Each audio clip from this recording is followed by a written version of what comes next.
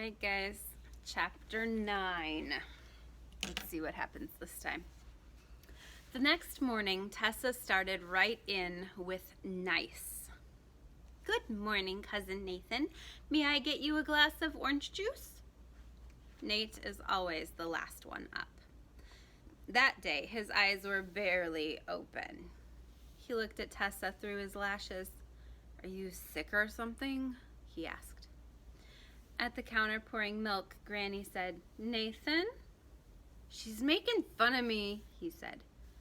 Tessa's usual answer, am not, would have been nice.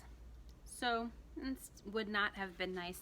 So instead, she pressed her lips together, got a glass from the cupboard, poured orange juice, set the glass at Nate's place, and smiled a big, sweet smile. Granny had watched the whole performance. What do you say, Nathan? She asked. Nate was suspicious, but with Granny watching, he had no choice. Thanks, he mumbled. Score 1 for nice.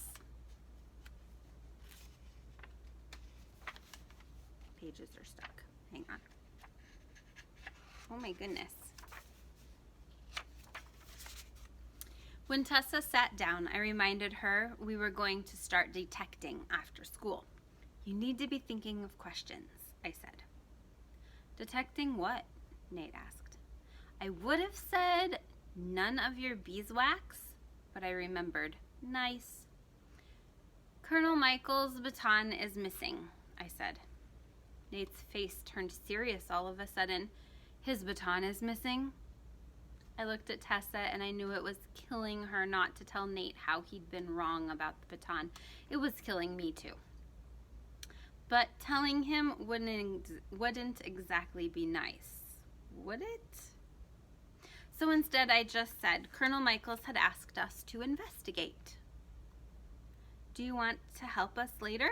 Tessa asked, and my heart sank. I mean, there is such a thing as too nice.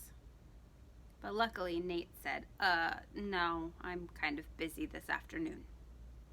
And was I imagining it, or did he have a weird look on his face? At school, I had a fight with Courtney. It started when I saw Kyle before the first bell, and he told me Courtney's dad had written about Hooligan on his blog. We were standing around the flagpole. Tessa, Nathan, and I get there early so the Secret Service agents can get in position. The header says, Is first dog out of control? Kyle said. Then it says something like, Killer dog attacks unwary White House visitors and even steals their stuff. Kyle's dad is a congressman, and Kyle's favorite books are biographies. That means books about people's lives. He watches CNN and he reads the Washington Post at breakfast. No surprise, he also reads Courtney's dad's blog. That's not true one bit, I told him. Hooligan just has too much energy. What did Hooligan steal? Kyle asked. He didn't steal anything, he just grabbed markers. I was going to tell the whole story, but then I spotted Courtney. I am usually a wimp about fighting, but not if I have to defend my dog. Hey, I waved. I want to talk to you. Kyle is the kind of kid who stirs up trouble but doesn't stick around. He said, I have to finish my homework, and left. Courtney could see I was mad. She pointed at herself like, moi? I skipped explanations and got to the point. Hooligan isn't vicious, and you know it, and it's not like you were bleeding or broke your arm or something. Courtney seemed to know what I was talking about. He knocked me down, she said, because you were too big of a klutz to get out of the way. Klutz? Courtney said. I'm the most graceful one in my tap class. Who do you tap with, elephants? After all that nice to Nate, I must have had meanness left over. And besides, I was mad. But Courtney gave it right back. You know what, Cameron? And I am only telling this for your own good. Ever since your mom got elected president, you are so totally stuck up. You used to be a normal kid, But now you act like, I don't know, you're some kind of princess. That is so not, I started to say, but Charlotte interrupted. Cameron? Courtney? Everything all right? Most of the time, the Secret Service agents stay out of the way, but there aren't a lot of teachers around before school. I was embarrassed. We're fine, I mumbled. Courtney was not embarrassed. She pointed at Charlotte. See? That proves it. You're such a princess, someone has to protect you, even from your friends.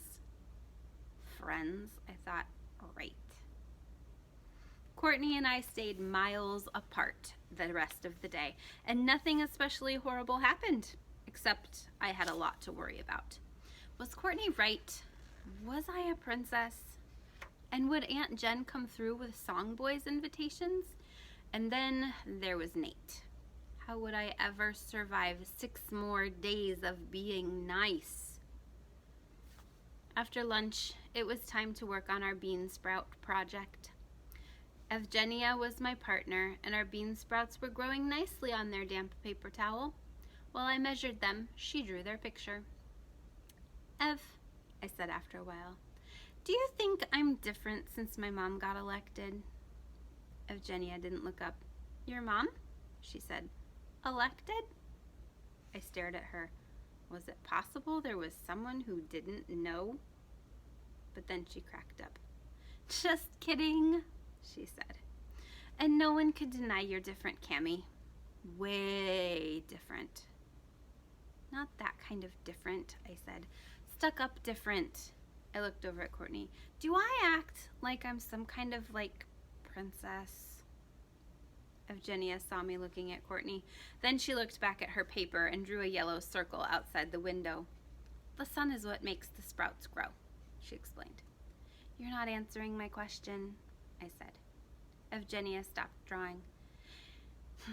You are better than some kids, she said, like at arithmetic and handwriting, and you're worse than anybody at spelling. You're pretty friendly, and you don't insult people on purpose. But I never met a princess, so I don't know if that's what they're like. I finished writing down sprout data. Evgenia drew the rays of her sun. Then she looked over at Courtney and back again. I don't think you should worry about what some people say, Cammie. It isn't your fault your mom's the president. I mean, my parents didn't even vote for her. Chapter 10. After school, I couldn't wait to start detecting, but I had to. It took Tessa forever to pick an outfit.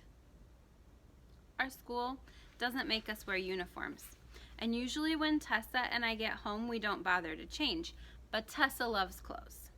For detecting, she claimed she needed something perfect. What do you think?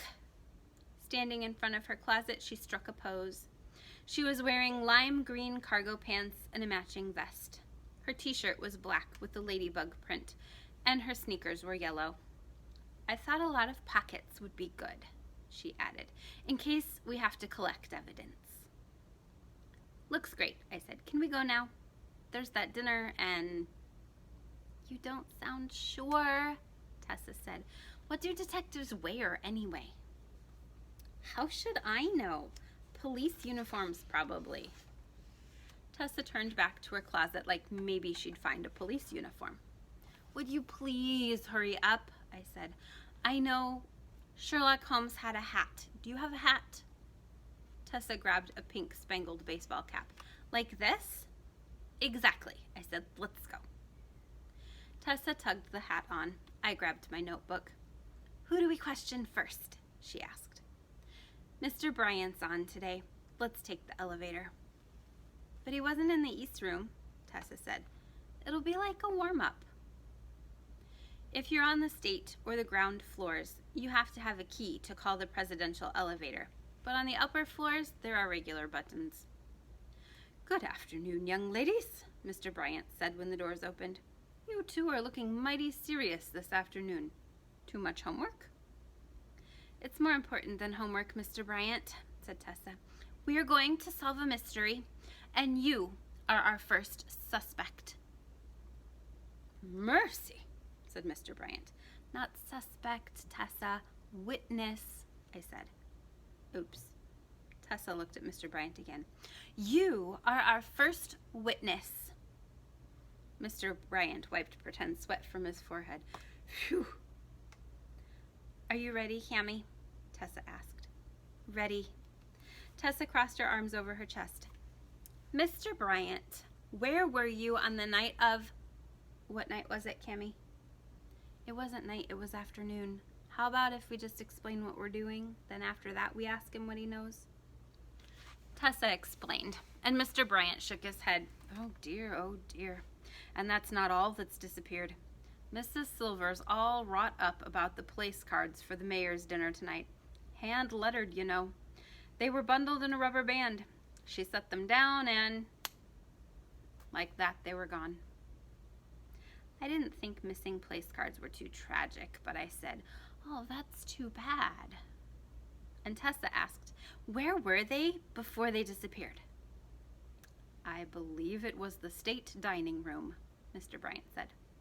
Colonel Michael's baton disappeared from the East Room on Tuesday, Tessa told Mr. Bryant. So, have you seen any baton thieves since Tuesday, Mr. Bryant? Stupid baton thieves, I mean, because Granny told us most criminals are stupid. Mr. Bryant rubbed his cheek. I can't say that I have, he said. Not that I'd exactly know what a stupid baton thief looks like, unless the thief were to be carrying the baton. Now that would be a definite clue. Or, what about this? A person carrying something in which a baton might be hidden. I was writing all this down. Something long and skinny, Tessa said. Mr. Bryant nodded.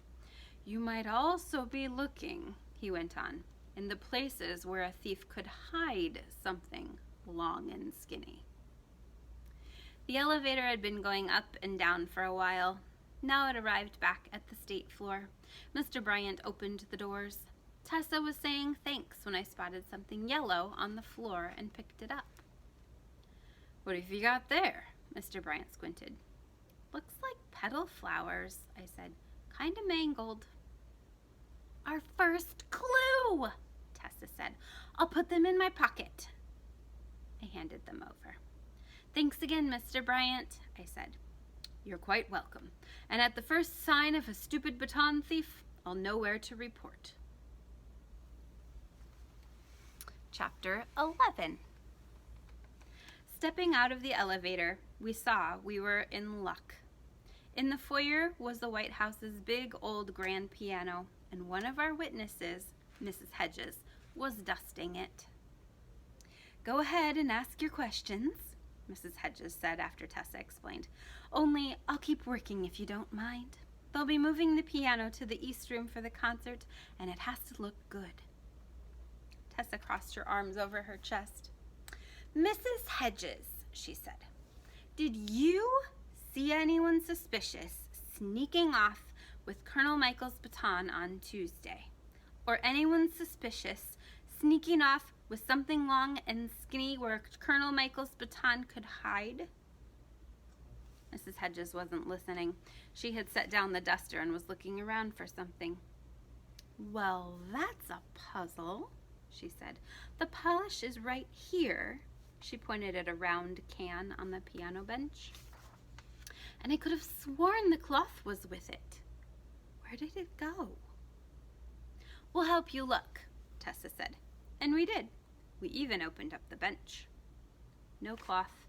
But underneath the piano, I found another pile of petals. This one used to be a daffodil, I said. Tessa took it and looked up at me. I'm getting a bad feeling, she said. Have I mentioned Hooligan loves flowers? Mrs. Hedges sat down on the piano bench. Go ahead with your questions, girls. Then I'll get a new cloth from supplies. Tessa asked again about anyone suspicious. This time Mrs. Hedges listened, but she didn't answer. Instead, she said, I don't think you're doing this right. In my family, Mom and I are the patient ones. Tessa is more like Aunt Jen and Granny. Now she was getting exasperated. We're doing exactly what Granny told us. That's as may be, said Mrs. Hedges. But what you ought to ask me is if I've seen anything strange since Tuesday.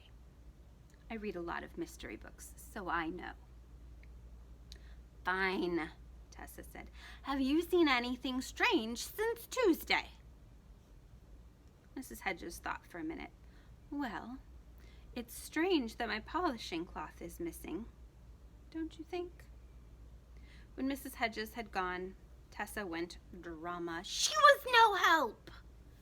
We don't know for sure till we look at the notes, I said. But it's true, asking questions is harder than I thought.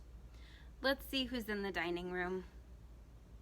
There are 2 dining rooms on the state floor of the White House. The state dining room, which is on the west side, and a smaller one next to it. That was where we found Mr. Patel and Mr. Kane setting up for the night's dinner. Buonasera, bambine, said Mr. Kane. That means good evening, children. Your mom has invited some very important mayors to eat with her a very Italian supper. Mr. Kane is medium old, with a round face and floppy hair. Mr. Patel is kind of young and really handsome. Aunt Jen says he has a million megawatt smile. Now he was setting out baskets of breadsticks on tables laid with checkered tablecloths. I thought of what Mr. Bryant had said, a place to hide something long and skinny. How about a basket of breadsticks? Where did the breadsticks come from? I asked Mr. Kane. Made them myself this morning, he said. So much for that idea. The baton went missing Tuesday. Would you care for a sample? Mr. Kane asked us. Tessa and I were feeling cookie deprived. Yes, we answered at the same time. The breadsticks were delicious. Done chewing, I opened my notebook and waited for Tessa to explain about detecting. Only she didn't. When I looked over, she was grinning stupidly at Mr. Patel. Ugh, brother. Tessa is only 7. Normal kids don't get crushes till they're at least 9. Tessa, I hissed. What? Oh, sorry. Mr. Patel, have you ever seen any stupid batons running around suspiciously lately? Excuse me? Said Mr. Patel. I rolled my eyes. Tessa's brain was clearly scrambled. I would have to do the talking. Did I see anything strange on Tuesday? Mr. Patel repeated my question. Only your extreme dog. Same goes for me, said Mr. Kane. And as for stolen, all that's missing around here are cookies from a tray. I looked up from writing. Really? Mr. Kane shrugged. But I don't see what that has to do with Colonel Michael's baton. I don't either, I said. It's only that a lot of stuff is missing lately. Mr. Kane looked at his watch. The mayors are due at 6, girls. Do you have more questions? That's all for now, I said. Thank you. And we really, really, really appreciate it. Tessa was back to staring at Mr. Patel. Yeah, really, I tugged her arm. Let's see if we can find Mr. Bainey or Mr. Ross. We are ready for chapter 12 when we come back. Here's your assignment for today. I want to know which character do you like best? Now that you've met them a little bit more, maybe you have a different idea than when you started. So here's your friends. We have Tessa, we have Cammie or Cameron, we have Hooligan the dog, we have Nate the cousin, there's Aunt Jen, there's Mom, we don't meet very much, and then there's the different people who work at the White House. Mr. Bryant in the elevator. Which character do you like the most so far, and why are they your favorite right now? Let me know.